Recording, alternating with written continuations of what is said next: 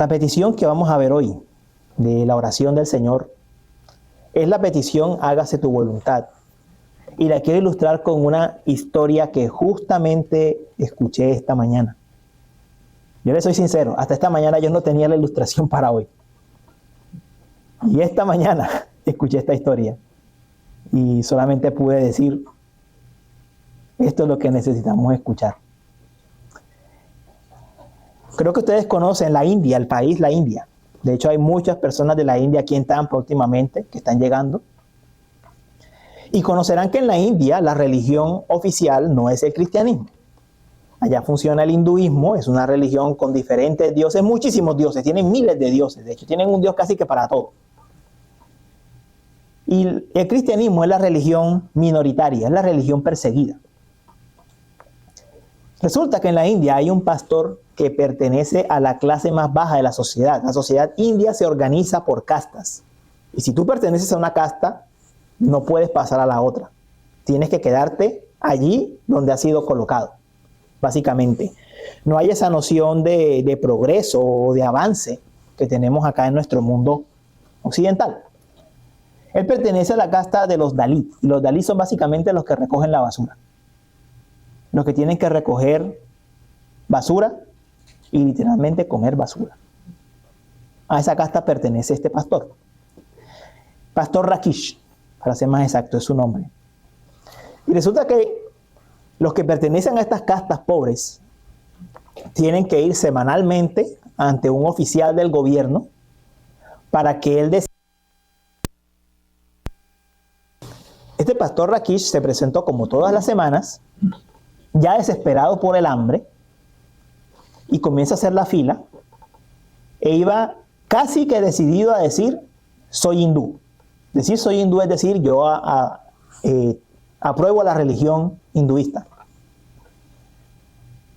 Él comienza a hacer la fila, y ve que delante de él, la mujer que venía delante de él, fue azotada duramente por una razón diferente. Y se llena de temor. Dijo, lo mejor que yo podría hacer es decir soy hindú. Pero en el momento en que el oficial le pregunta, ¿quién es usted? ¿A qué se dedica? ¿Qué religión tiene? Rakesh no pudo negar al Señor.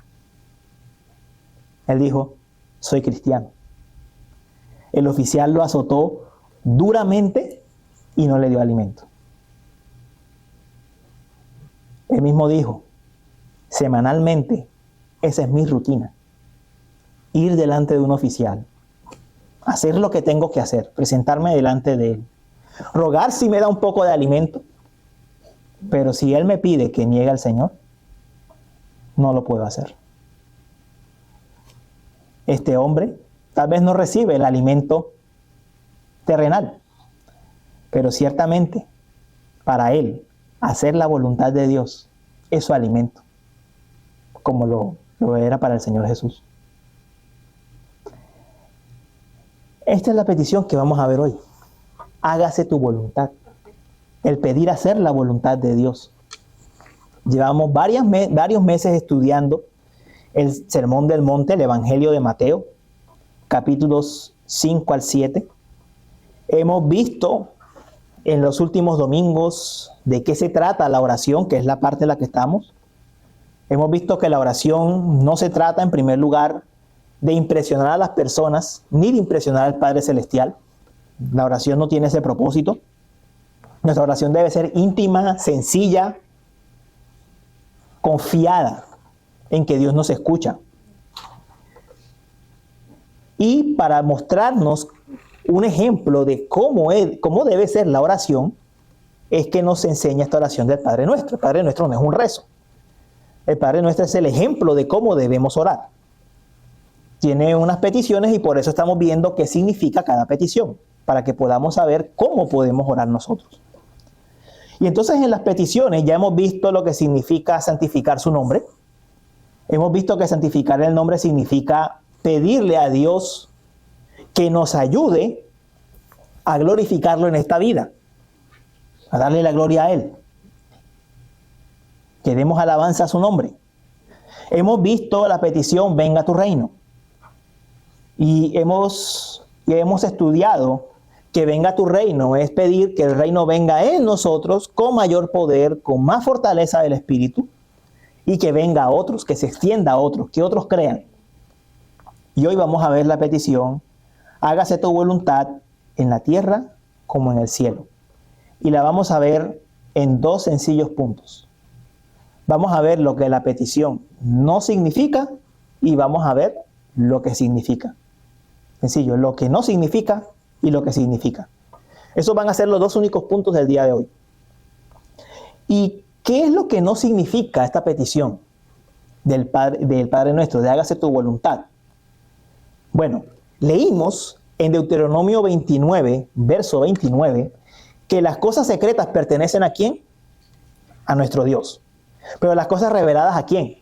A nosotros.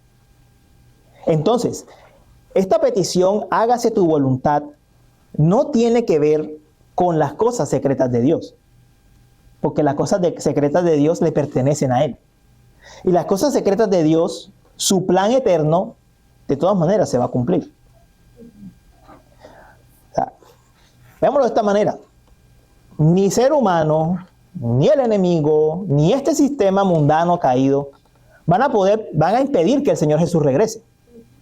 Eso no va a poder pasar. Nadie va a poder impedir la resurrección de los muertos. Nadie va a poder impedir el juicio final. Esas cosas que están dentro del plan secreto de Dios no es precisamente a lo que el Señor Jesús se está refiriendo aquí. Es decir, Él no nos está diciendo que oremos por las cosas que solo Él tiene en su mano y que oremos por aquellas cosas que no conocemos. Eso no es lo que Él está diciendo en esta oración. Ahora, yo sé que en nuestras vidas nosotros usamos normalmente la frase hágase tu voluntad cuando oramos para decirle al Señor básicamente nos rendimos. Y lo hacemos en situaciones donde no sabemos qué va a pasar. En situaciones donde no sabemos, donde tenemos incertidumbre. Oramos por estudios, oramos por trabajo, oramos por un viaje, por salud. Y decimos al final, Señor, que se haga tu voluntad. Porque no sabemos el resultado. Y es una manera de decir, Señor, en ti descansamos. Pero esta petición no significa eso, o no fue dada con esa intención. Es decir, no está mal rendirse ante el Señor y decirle que tu voluntad se haga. Lo que quiero decirles es que esta petición de hágase tu voluntad que está aquí en la oración del Señor en el Padre Nuestro, no significa eso. No es de eso de lo que se trata. Se trata de algo diferente. ¿De qué se trata esa petición? Bueno, una última cosa que quiero decir antes de pasar a lo que sí significa es, bueno, y entonces ¿cómo oramos con respecto a aquellas cosas que nosotros necesitamos para nuestra vida, que quisiéramos saber qué va a pasar? Yo sé que esa es una situación muy común. Nosotros oramos y quisiéramos saber, bueno, ¿qué hacemos? ¿Por dónde quiere el Señor que nos movamos? ¿Cuál es la dirección que quiere que tomemos? En esos casos, lo que nosotros debemos hacer es orar y descansar. Orar y descansar. Orar y saber que el Señor escuchó la oración y Él va a dirigir las cosas por el camino que es mejor para nuestras almas. Ese es nuestro descanso. Ese debe ser nuestro descanso en Él. A medida que Él va siendo más claro qué es lo que quiere con nosotros. Él lo va aclarando. Él va mostrando por dónde quiere que nos dirijamos. Ahora, entendiendo todo lo que esta petición no quiere decir, vamos a ver lo que sí significa, lo que sí quiere decir. Y esta petición, hágase tu voluntad, está muy relacionada con venga tu reino y santificado sea su nombre. Ya hemos visto que Dios quiere que su nombre sea conocido, que su nombre sea glorificado por su pueblo. Ya hemos visto que Dios quiere que su reino crezca en nosotros, que la obra de su Espíritu crezca en nuestros corazones y que se extienda a otros. Y ahora esta petición tiene que ver precisamente con esa misma necesidad que tenemos de Dios se haga en la tierra. Hermanos, el ser humano no fue creado para ser independiente, para tener su propia ley, para hacer su propia voluntad. Las personas afuera piensan que ellos están aquí para hacer de sus vidas lo que les dé la gana. Y que nosotros los cristianos somos sencillamente una religión que, bueno, tenemos unas preferencias religiosas, creemos algunas cosas, pero que eso no tiene que ver nada con ellos. Pero resulta que cuando nosotros fuimos creados como seres humanos, Dios no dejó a Adán y Eva sin decirles nada. Dios los creó y ¿qué les dijo? Fructifíquense y multiplíquense. Y después les dijo, no comerán del árbol del conocimiento, de la ciencia, del bien y del mal. Es decir, desde que Dios creó al hombre, lo creó con la necesidad de su palabra. Ese punto es fundamental.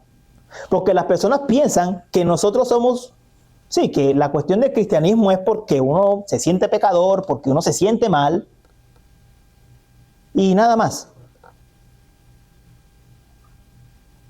Pero es que incluso el hombre, antes de caer en pecado, ya necesitaba la palabra de Dios. Dios le tuvo que decir a Adán y Eva, fructifíquense y multiplíquense. Si no, ellos ¿cómo lo iban a hacer? Dios les tuvo que decir, no van a comer de este árbol. Si no, ¿cómo ellos iban a saber? La necesidad del ser humano de Dios y su palabra es una necesidad que está arraigada en nosotros desde nuestra misma creación. Cuando nosotros caímos, no es que a partir de ese momento el hombre necesite la palabra. Es que la necesitamos para ser salvos, sí. Pero desde que fuimos creados con la necesidad de la palabra de Dios. Y entonces, ¿qué pasó en la caída? El hombre se rebeló. No hizo la voluntad de Dios, hizo la voluntad de la serpiente. Y el pecado entró en el mundo y trajo desobediencia a Dios de toda la raza humana. Pero Dios prometió algo. Él dijo, yo voy a poner enemistad entre ti y la serpiente. Es decir, Dios haría enemigos a la serpiente de Adán y Eva y amigos de él. Dios les estaba prometiendo que los iba a salvar. Y no solo los salvó, les prometió el Salvador, les dijo, va a venir uno que pisará la cabeza de la serpiente. Prometió enviar su hijo. Entonces cambió los corazones de ellos, ellos creyeron y a partir de allí, a pesar de que estamos en un mundo caído, hay personas que hemos creído y hacemos la voluntad de Dios. Entonces, ¿qué significa hágase tu voluntad? Significa precisamente que Dios tiene como plan que toda la tierra sea llena del conocimiento de la gloria del Señor como las aguas cubren el mar. Que toda la tierra conozca que Él es el Señor. Que Él va a traer cielos nuevos y tierra nueva donde su voluntad va a ser hecha. Que va a haber el día en que no va a haber necesidad de decir, no hagas esto y no hagas aquello, porque su voluntad se va a hacer perfectamente. Su voluntad se va a hacer de forma perfecta. Nosotros estamos avanzando hacia ese día en que el Señor va a regresar y va a hacer todas las cosas nuevas. Y entonces, ¿qué queda para nosotros en el presente, en el hoy? Hacer la voluntad de Dios.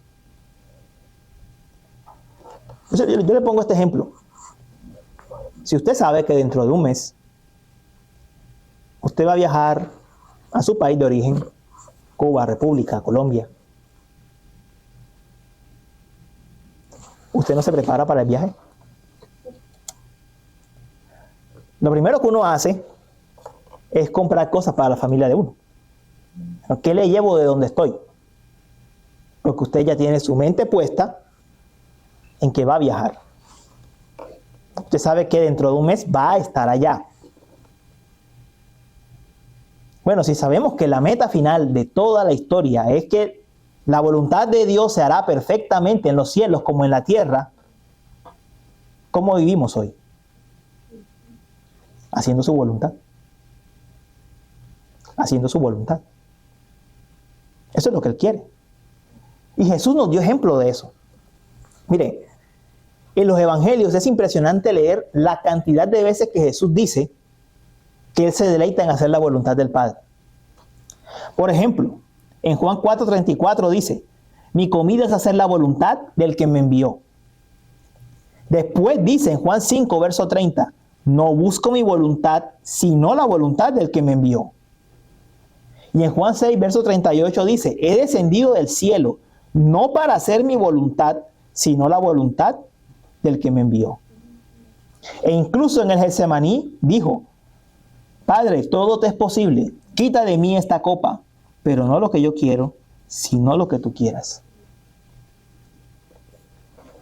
Para Jesús no había nada más importante que hacer la voluntad de Dios.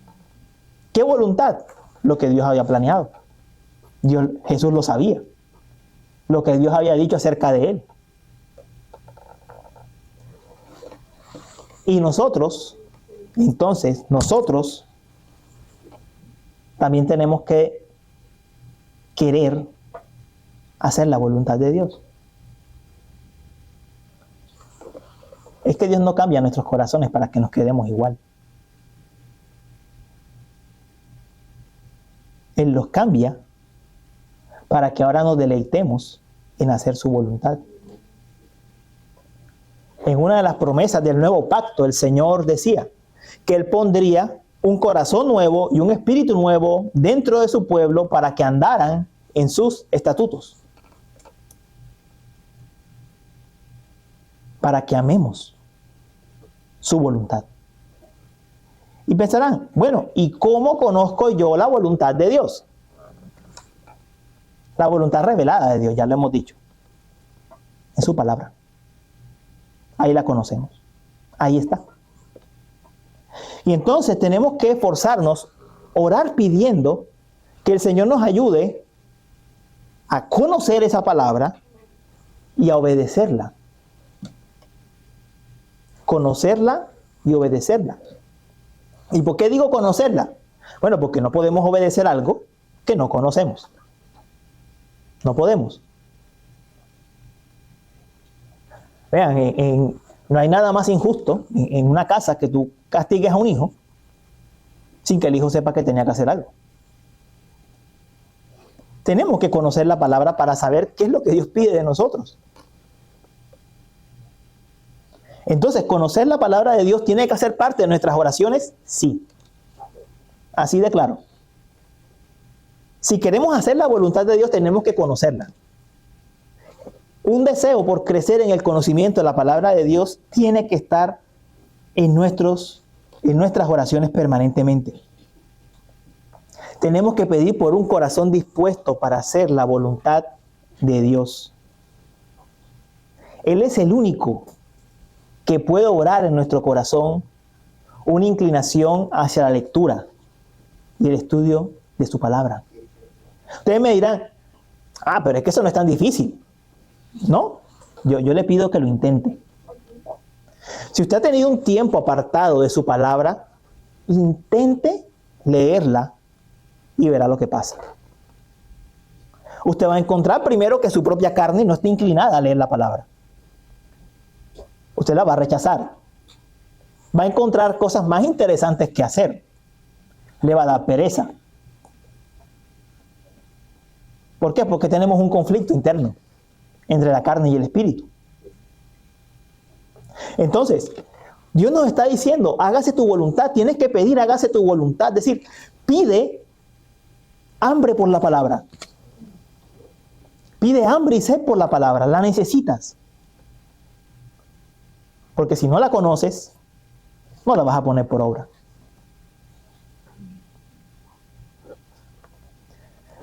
Vean, esta es la historia más común entre el pueblo cristiano. Empieza el año. Este año sí voy a leer la palabra. Empieza y como a las primeras semanas, la segunda semana, yo no pude. Y se quedó la intención allí. Bueno, creo en parte que ese problema se debe a que no lo acompañamos de oración. Porque es Dios quien obra esa hambre por la palabra. Jesús nos está diciendo, oren, pidan esa hambre por la palabra. Pídanla. Porque naturalmente no nacen.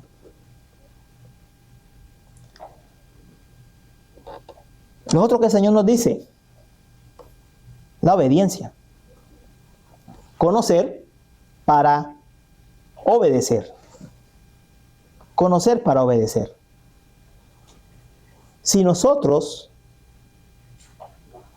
pedimos entonces conocimiento, debemos pedir obedecer.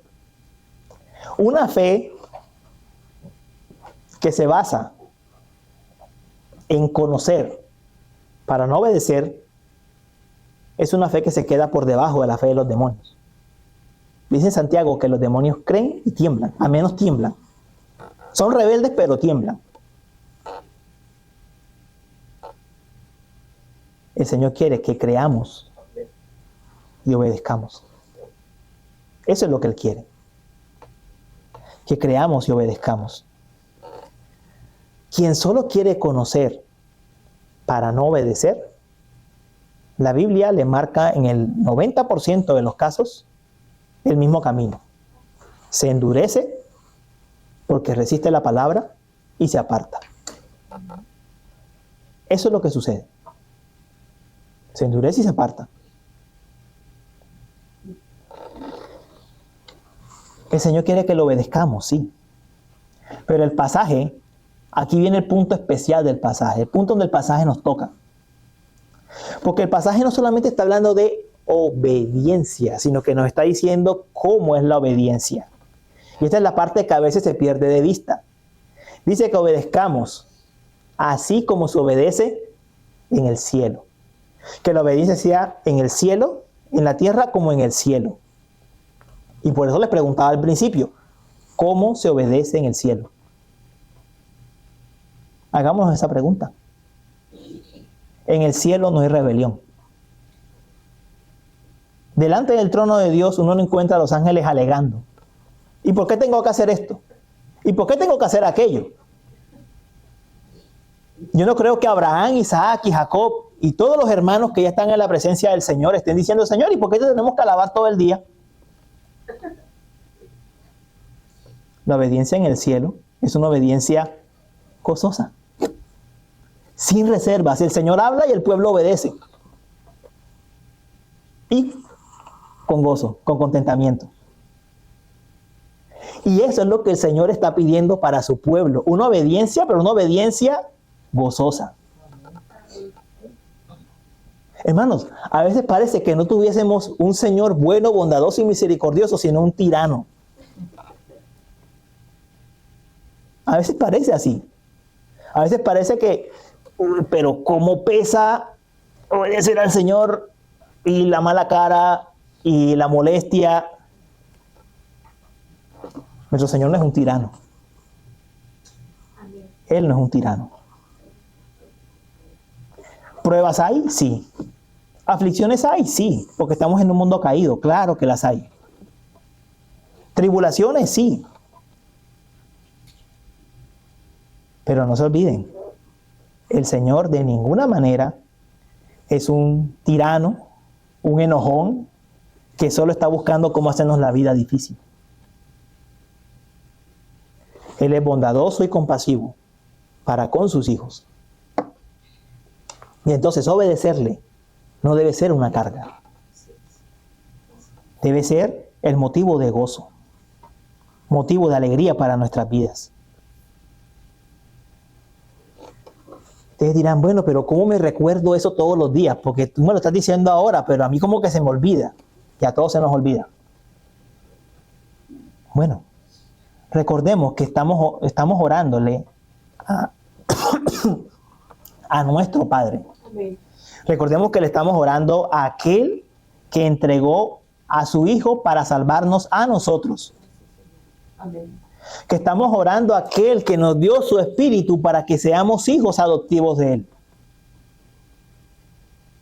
Y que si el Señor ha hecho tanto, si Dios ha hecho tanto para hacernos hijos de Él, no crean que es para ser un mal padre para nosotros. No crean que es para ser un mal padre para nosotros. Mis hermanos, nosotros lo vivimos en nuestras vidas con nuestros hijos. A veces los hijos no entienden todas las razones y nosotros no les damos todas las razones. Pero nosotros los vamos guiando, pensando en el futuro de ellos, pensando en lo mejor para ellos. Los vamos guiando, los vamos encaminando. Y cuando vemos que se están desviando, tratamos de corregirlos, tratamos de que vuelvan. Porque tenemos una intención con ellos. Queremos lo mejor para ellos. Es lo que un padre en su condición normal quiere. Quiere lo mejor para sus hijos. Y si nosotros hacemos eso con nuestros hijos, ¿cuánto más el Padre Celestial cuando nos dice, créeme y obedéceme? ¿Cuánto más? Mi hermano, le pongo una historia de ejemplo sobre cómo la obediencia al Señor es una obediencia que debe ser gozosa. Porque para eso Él nos dio su Espíritu, para que nos gocemos en Él. Lo que hay en nosotros son las primicias del Espíritu, las primicias de esa vida celestial que nos espera. Miren, les pongo un ejemplo que ponía Elisabeth Elliot, tal vez algunos de ustedes han escuchado o han leído sus libros. Ella cuenta que una vez fue de viaje a una granja escocesa y ahí ya había un señor, un pastor de ovejas, ya bastante viejito, entrado en años, pero él tenía un perro, un collie escocés, que se llamaba Mac. Y Mac lo ayudaba en toda la tarea del pastoreo. ¿Qué hacía Mac? A Mac simplemente lo soltaban y él iba detrás de todas las ovejas. Él sabía lo que tenía que hacer. Él sabía a cuál tenía que buscar, tenía que ladrarle. Estos perritos lo que hacen es morderles al antico a la oveja para que ella se regrese por el camino, no la lastiman. Es un mordisco como de advertencia para que se devuelvan. Este perro iba y venía haciendo todo. Y efectivamente uno puede creer, bueno, este perro está correteando de aquí para allá. Pero el perro había juntado todas las ovejas y las había llevado al baño. Ese era el día de bañar las ovejas. Y Elisabeth Elliot se quedó tan impresionada con eso que vio que ella dijo, oiga, pero parece que el perro entendiera razones. Y la esposa de este señor le dijo, no, él no entiende. Él simplemente sigue el patrón que está en su ADN. Él es un collie escocés. Él fue un perro creado para el pastoreo. Y él está feliz. Pastoreando esas ovejas. Porque eso es lo que él sabe hacer. Para eso fue creado. Para él no es molestia que su amo con un silbato lo mandan. Que el amo con el silbato pite para que él vuelva, vaya, tome por aquí, tome por allá. No, porque está en él. Mis hermanos, cuando nosotros hacemos aquello para lo cual fuimos creados de nuevo. Fuimos engendrados de arriba de nuevo. Amén. Ahí encontramos felicidad. Amén. Ahí encontramos la felicidad. Ahí está la alegría. En la obediencia hay gozo. En la obediencia hay gozo. Así es. No hay mayor alegría para un creyente que hacer la voluntad de Dios. Amén. Y lo regreso al caso de Rakish. Rakish volvía a su iglesia. Bueno, ya funcionan como unas escuelas en la India. Funcionan bajo la figura de escuelas para protegerse un poco del gobierno. Él regresaba a su escuela, maltratado, apaleado, pero feliz, a continuar haciendo la labor que tenía encomendada con sus estudiantes. Al día siguiente le tocaba ir al basurero otra vez a buscar, sí, pero estaba contento, porque estaba haciendo lo que Dios le mandaba hacer, confesar su nombre. Eso era todo lo que le hacía, confesar su nombre. Soy cristiano, creo en Cristo. Y eso es lo que Dios espera de nosotros, que hagamos lo que Dios nos ha mandado, que tengamos que hacer, que Él nos da a conocer en su palabra. Entonces, cuando nosotros oramos, Señor, hágase tu voluntad en los cielos como en la tierra, estamos orando, conocer la palabra de Dios para poder saber qué es lo que Él quiere de nosotros y obedecerla, pero obedecerla con alegría, con gozo, porque es lo mejor para nuestras vidas. ¿Usted quiere experimentar un poquito más del cielo aquí en la tierra? Obedezca con alegría. Amén. Y ahí verá un poquito más del cielo aquí en la tierra.